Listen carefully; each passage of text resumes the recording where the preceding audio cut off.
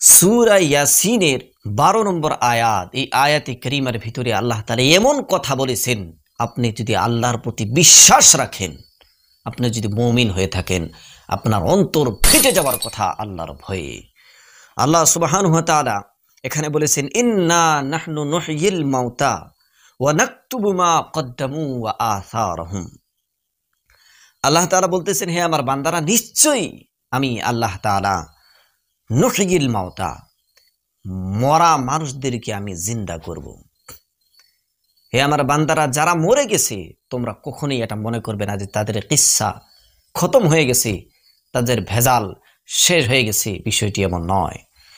নুহয়িল মাউতা, আমি তাদেরকে জিন্দা করব, তাদেরকে হাসরে উঠতে হবে, কিয়ামতের ময়দানে তাদেরকে উঠতে হবে। ওয়া নাকতুবু মা কদ্দামু ওয়া আসারহুম। হে বান্দারা, তোমরা যখনই কোনো কাজ করো, সেই কাজ করা যখন শেষ হয়ে যায়, তোমরা মনে করো যে বাস কাজ করলাম, হয়ে গেছে, আর কিছু করার নাই। আল্লাহ সুবহানাহু ওয়া তাআলা বলেন, বান্দা, বিষয়টি এমন নয়। নাকতুবু মা কদ্দামু, তুমি যে কাজটি দুনিয়ার মধ্যে এখন করতেছো, এই কাজটি আমি লিখে রেখেছি, লিখে রাখতেছি।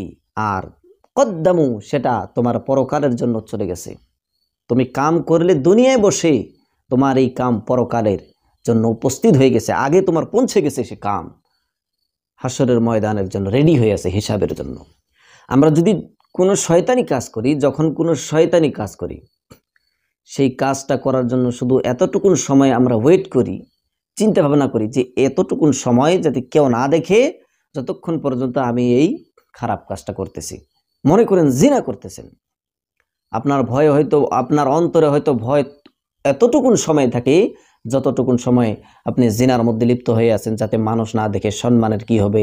যখন আপনি এই জিনার থেকে ফারিগ হয়ে যান, ঘরের থেকে বের হয়ে পুরো ফিটনেসের সাথে আপনি বের হয়ে যান, আর মনে করেন বাস আমি বেঁচে গেলাম, আর দেখার মতো কেউ নাই, আমি বেঁচে এসেছি। আল্লাহ বলেন, বান্দা, বিষয়টি এমন নয়। তুমি যে দুনিয়ার মধ্যে জিনা করলে, এই জিনাটা আমি লিখে রেখেছি, আমার ফেরেশতারা লিখে রেখেছে, আর তোমার পরকালের জন্য এটা জিনিস আগে উপস্থিত হয়ে গেছে। তোমার আগেই তোমার আমল পরকালের জন্য রওনা হয়ে গেছে।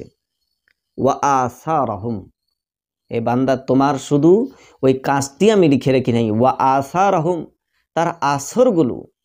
এর একটা তাফসীর হচ্ছে, বান্দা দুনিয়ার মধ্যে কতগুলো এমন কাম করে যে কাজগুলি করার পরে বান্দা দুনিয়া থেকে বিদায় হয়ে যায়, কিন্তু কবরে যাওয়ার সত্ত্বেও, ওই বান্দার আমলের দরওয়াজা বন্ধ হওয়ার সত্ত্বেও বান্দা কবরে বসে বসে সওয়াব পাইতে থাকে।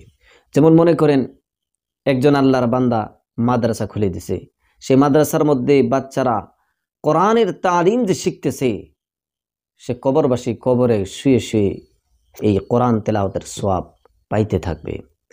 কেউ মসজিদ বানিয়ে দিয়েছে, যত মানুষ সে মসজিদে নামাজ পড়বে, সে আল্লাহর বান্দা যে মসজিদ বানিয়ে দিয়েছে, সে কবরে শুয়ে শুয়ে এই মসজিদের নামাজিদের সওয়াব সে পাইতে থাকবে।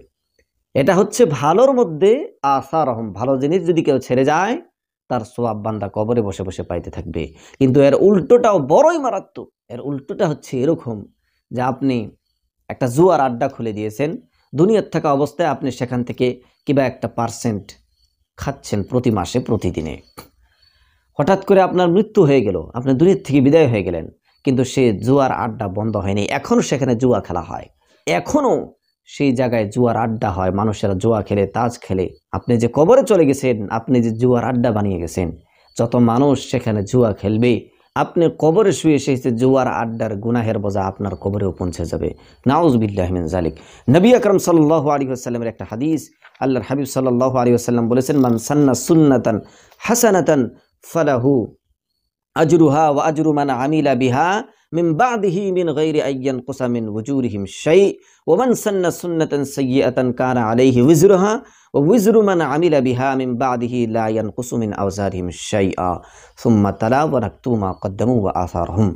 নবী আকরাম সাল্লাল্লাহু আলাইহি ওয়াসাল্লাম বলেছেন, যে হাদিসটা মুসলিম শরীফের মধ্যে রিওয়ায়াত করা হয়েছে, আল্লাহর নবী বলেছেন, যে ব্যক্তি কোনো একটা নেক কাজ করে, ফালাহু আজরুহা, তার জন্য সওয়াব রয়েছে, ও আজরু মান আমিলা বিহা, এবং সে নেক কাজটা যে স্টার্ট করলো, প্রথমে করলো, সেই জায়গায় যত মানুষ গিয়ে ওই নেক কাজটি করবে, তারা তো সওয়াব পাবেই, কিন্তু যে মানুষটা প্রথমেই সেই নেক কাজটি করলো বা ওই নেক কাজ করার মতো বন্দোবস্ত করে দিল, সে প্রথম ব্যক্তিটা আল্লাহর নবী বলেন সেও সওয়াব পাইতে থাকবে যত মানুষ তারপরেই সেই নেক কাজটি করতে থাকবে।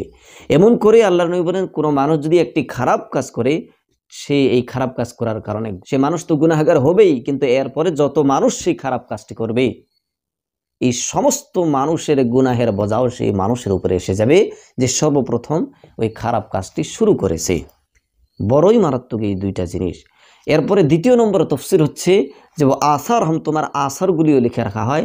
সেটি হচ্ছে বান্দারা যখন নেক কাজ করার জন্য যায়, নামাজের জন্য যায়, হজের জন্য যায়, জাকাত দেওয়ার জন্য যায়, গরিব ইতিম মিসকিনদেরকে সহায় করার জন্য যায়, যে রাস্তার মধ্যে যে পাও হেঁটে হেঁটে যায়, প্রত্যেকটা কদমের সওয়াব আল্লাহ সুবহানাহু ওয়া তাআলা ওই বান্দার আমলনামায় লিখে দেয়।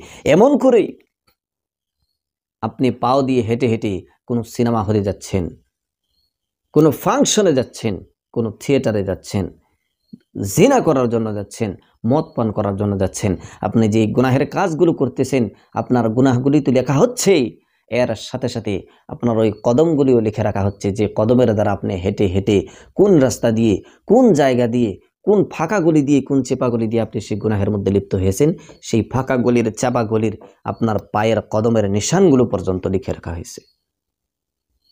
এই আয়াতে কারিমা শোনার পরে মুমিন মুসলমানের কলিজা ফেটে যাওয়ার কথা। ওয়াকুল্লা শাইইন আহসাইনাহু ফি ইমামিন মুবিন, আল্লাহ বলেন বান্দারে প্রত্যেকটা জিনিস আমি হিসাব করে করে গুনে গুনে রেখেছি ফি ইমামিন মুবিন, লৌহে মাহফুজের ভিতরে। আল্লাহ তাআলা যাতে আমাদের সবাইকে নেক হওয়ার তৌফিক দান করে।